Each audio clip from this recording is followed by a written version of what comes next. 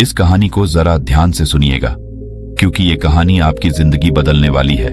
क्या आपको पता है कि हिमालय की पर्वत श्रृंखलाओं पर कई ऐसे साधु संत रहते जो कई हजार सालों से जिंदा हैं। उनकी उम्र सैकड़ों वर्ष हो सकती है। वो बर्फ से ढके पहाड़ों में निर्वस्त्र होकर घूमते हैं और उनके ऊपर अग्नि, जल, वायु या फिर बर्फ जैसी चीजों का उन पर कोई असर नहीं होता। वो कठोर तप करके उन्होंने ऐसी स्थितियां, ऐसी सिद्धियां प्राप्त कर ली हैं जिससे प्रकृति के नियम उनके सामने ध्वस्त हो जाते हैं। आखिर इनके पीछे का रहस्य क्या है? क्यों प्रकृति के नियम उन पर काम नहीं करते?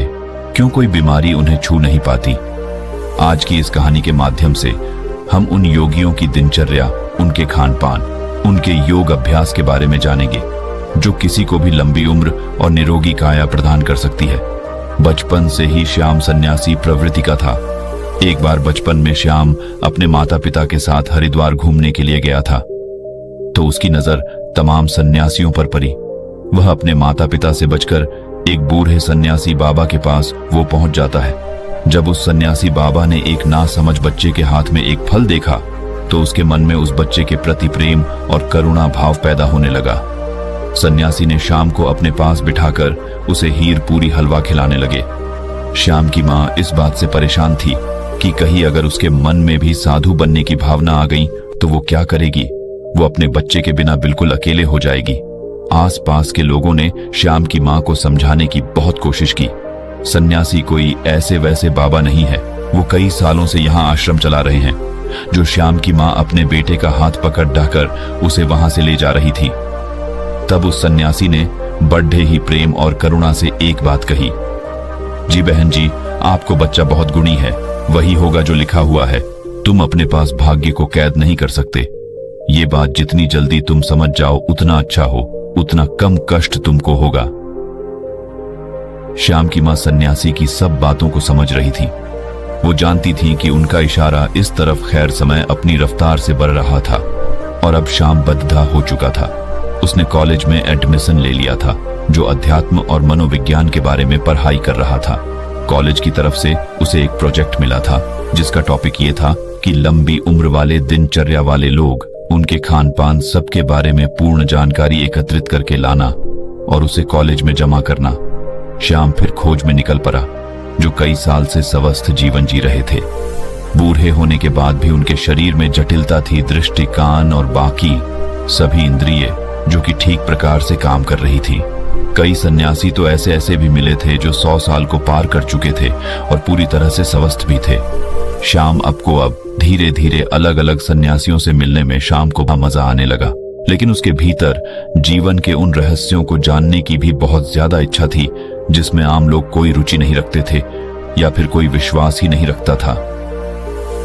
श्याम ने सोचा कि यही समय है। अगर ऐसे सन्यासी पृथ्वी पर बसते हैं जो 500 साल से भी अधिक जिंदा है तो मुझे उन्हें खोजने का एक अच्छा मौका मिला है। लेकिन समस्या यह है कि इन सन्यासियों को खोजा कहां जाए, कहां ऐसे सन्यासी मिलेंगे। फिर तमाम किताबों को पढ़ने के बाद उसने एक निष्कर्ष निकाला। उसे पता चला कि ऐसे सन्यासी अगर मिलेंगे तो उसे हिमालय की चोटी पर मिलेंगे जहां पर आम इंसान जा भी नहीं सकता। लेकिन श्याम ने अपना मन पक्का कर लिया। उसने पूरा संकल्प ले लिया था, चाहे रास्ता कितना भी कठिन क्यों ना हो, वो उन दुर्गम पहाड़ियों तक, उन गुफाओं तक जरूर पहुंचेगा। वो अपने माता पिता को बिना बताए वो हिमालय की चोटी की तरफ निकल जाता है। युवावस्था के दिन थे, जोश भी था और किसी चीज का कोई डर भी नहीं था। और सबसे बड़ी बात है, श्याम का भाग्य था जो उसे खींचकर उन योगियों के पास ले जा रहा था। उसने उन पहाड़ियों पर चढ़ने की पूरी तैयारी कर ली थी। सर्दियों के मोटे मोटे कपड़े ले लिए थे, रास्ते के लिए खाना रख लिया था।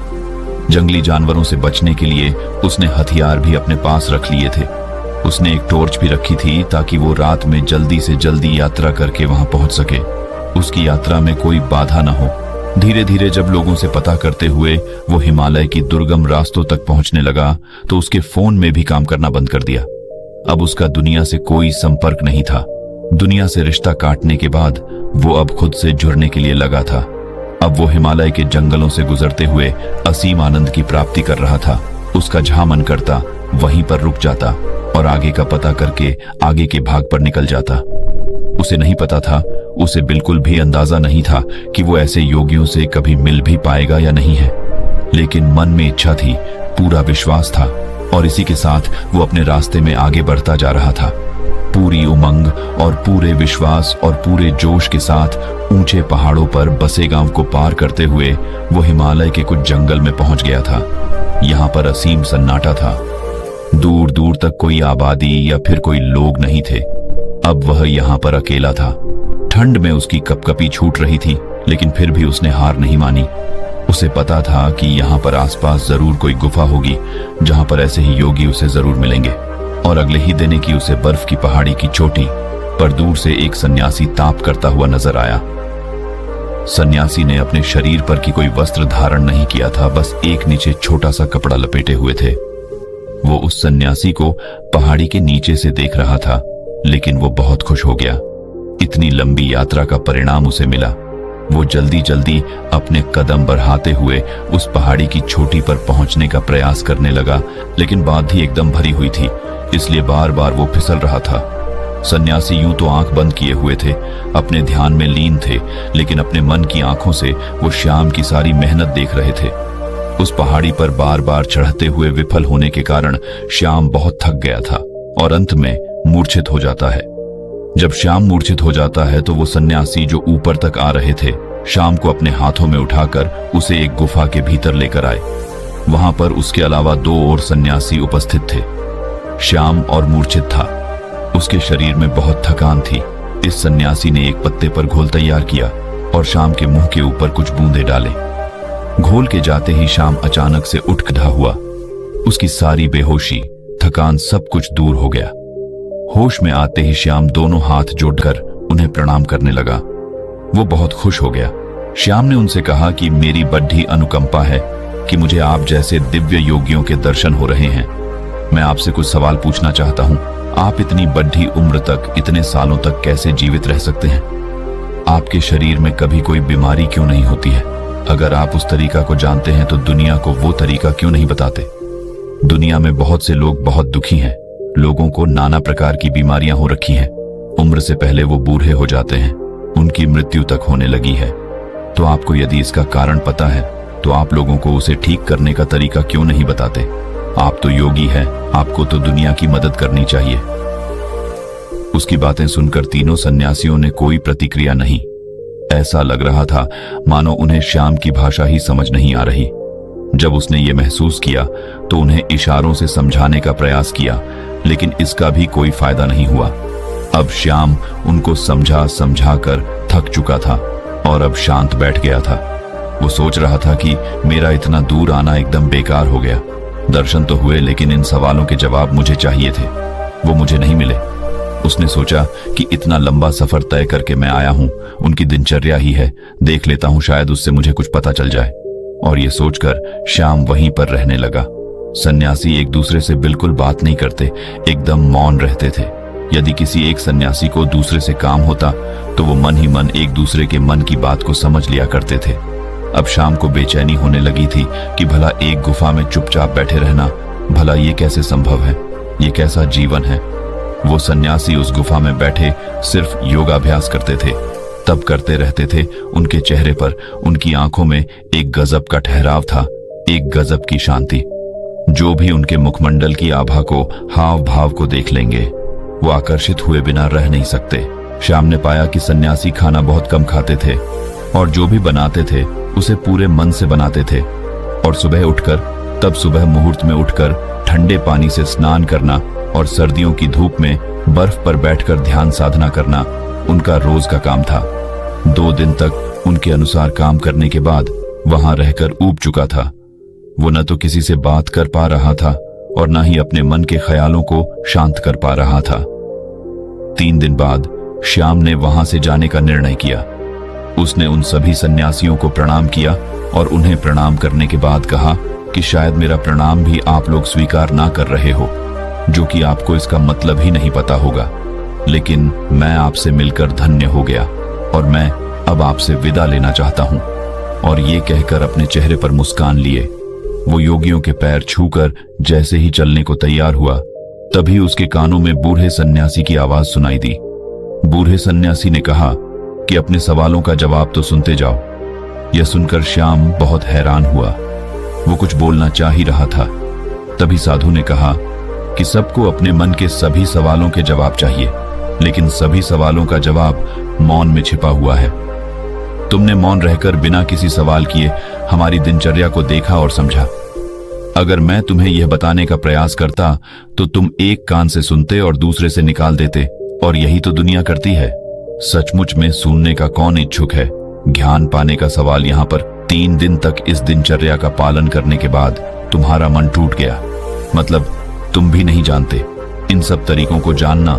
हालांकि तुम्हें पता है कि हमारे इस भोजन, इस दिनचर्या के कारण हमारा शरीर हमेशा निरोगी रहता है, हमेशा स्वस्थ रहता है, लेकिन तुम इसका पालन 3 दिन भी नहीं कर सकोगे। चौथे दिन में तुम वापस घर जा रहे हो। दुनिया में ऐसे बहुत कम लोग होते हैं जो मौन रहकर दूसरे के ज्ञान को खुद प्राप्त कर लेते हैं। अगर तुम मौन रहना, चुप रहना सीख जाओ तो तू दूसरे के ज्ञान को प्राप्त कर सकते हो, वो भी बिना उससे पूछे। श्याम ने मुस्कुराते हुए हाथ जोड़कर महात्मा से पूछा, हे महात्मा, आप ये बताने की अनुकंपा करें कि आप कौन सा योग अभ्यास करते हैं? क्या आपकी दिनचर्या है जिसके कारण आप इतने सालों तक जीवित? देखने में तो आपकी उम्र 60-70 साल लगती है, लेकिन लोगों का कहना है कि यहाँ पर लोग 5000 साल से जिंदा हैं। तो क्या ये सत्य है? सन्यासी ने मुस्कुराते हुए नादान और भोले श्याम के सिर पर हाथ फेरा और फिर श्याम को सबसे पहला तरीका बताया। उन्होंने श्याम से पूछा कि हमारे शरीर का सबसे बढ़ा भोजन क्या होता है? श्याम सोच में पड़ गया, उसे कोई जवाब नहीं आया। सब सन्यासी ने उसे बताया कि हवा हमारे शरीर के लिए सबसे बढ़ा जरूरी भोजन होता है। हवा हम 24 घंटे खाते रहते हैं और हवा हमारे शरीर के लिए सबसे ज्यादा महत्वपूर्ण होती है। लेकिन आजकल के समय में बुरी हवा प्रदूषित हो चुकी है, इसलिए जो प्रदूषण से भरी हवा तुम्हारे शरीर में जा रही है वही तुम्हारे शरीर में बीमारियों को जन्म दे रही है। इसलिए यदि तुम घर पर ऐसे कमरे में रहते हो जहां पर हवा का आना जाना कम होता है, जैसे कि एयर कंडीशनर वाले रूम में होता है, उसमें ताजी हवा आना जाना भी नहीं हो पाता। इसलिए तुम्हें अपने कमरे में ऐसे पौधे लगाने चाहिए जो 24 घंटे हवा यानी कि ऑक्सीजन देते हैं। छोटे छोटे बेल को किसी बोतल में डालकर अपने कमरे में रख सकते हो जो तुम्हें 24 घंटे ऑक्सीजन देंगे। लोग ये भी भूल जाते हैं कि जिस सांस को वो ले रहे हैं कितना शुद्ध है वो कभी आकलन ही नहीं कर रहे हैं। यदि वो लोग तो कभी सोच पाए तो शायद प्रदूषण से मुक्त दुनिया हो पाए, हमारी पृथ्वी स्वर्ग हो सकती है। दूसरा जरूरी बात होता है खान पान। अधिकतर लोग ज्यादातर समय खाते रहते हैं, लेकिन हमारा शरीर भी एक यंत्र होता है और यंत्र को भी काम करने के लिए आराम चाहिए होता है। इसलिए हर समय खाते ही नहीं रहना चाहिए, कभी भी पूरा पेट भरकर नहीं खाना चाहिए। हमेशा अपने पेट में एक रोटी की जगह छोड़ देनी चाहिए ताकि तुम्हारा पेट हल्का रह सके, थोड़ा खाली रह सके और सांस लेने में भी कोई परेशानी ना हो। तीसरा तरीका होता है हमारी दिनचर्या। सही तरह की दिनचर्या में तुम्हारा योग अभ्यास, शारीरिक व्यायाम, प्राणायाम। अगर तुम दिनचर्या के रूप में यह कर रहे हो तो तुम्हारे शरीर कभी कोई बीमारी आ ही नहीं सकती। लेकिन हम सिर्फ बहाने ढूंढते हैं, हम कुछ करना नहीं चाहते। सब कुछ हमें बैठे बैठे चाहिए और शरीर को जितना आराम दोगे वो उतना ही खराब होगा, बेकार होता जाएगा। इसलिए शरीर से हमेशा काम लेते रहो, उसमें एक आलस पैदा मत होने। दिनचर्या, हवा और खान पान, इन तीनों को तुम दुनिया में रहते हुए कैसे सुधार सकते हो, इस पर विचार करना। तभी तुम्हारा जीवन बदलेगा, तभी तुम्हें दूसरे लोगों को भी जागरूक कर पाओगे। लेकिन तुम्हारी बात सुनेगा कौन कौन? बाजार के स्वादिष्ट व्यंजनों को छोड़कर प्रकृति से मिलने वाले फल, सब्जियां या पत्ते खाने का कौन इच्छुक होगा? लोग तो वही खाना चाहते हैं जो उनको स्वाद देता है। देखने में भी वही देखना चाहते हैं जो उनकी आंखों को अच्छा लगता है, और इसलिए उनकी इंद्रियां वासनाओं की गुलाम हो जाती है और धीरे धीरे वही हमारे दुख का कारण बनती चली जाती है। इसलिए तुम मेहनत से बचने का प्रयास मत करो, बल्कि उस काम को पूरी मजे से करने का अभ्यास करो। तब तुम्हारी इंद्रियां आजाद हो जाएंगी और उसके बाद तुम्हारा मन भी एकदम खाली हो जाएगा, वो भी आजाद हो जाएगा। फिर उसके अंदर भी वो भावना होगी जिसे हम समाधि कहते हैं, जो आनंद की चरम सीमा होती है। और ये कहकर श्याम के सिर पर हाथ रखा उसे आशीर्वाद देते हुए वो उसे वहां से भेज देते हैं।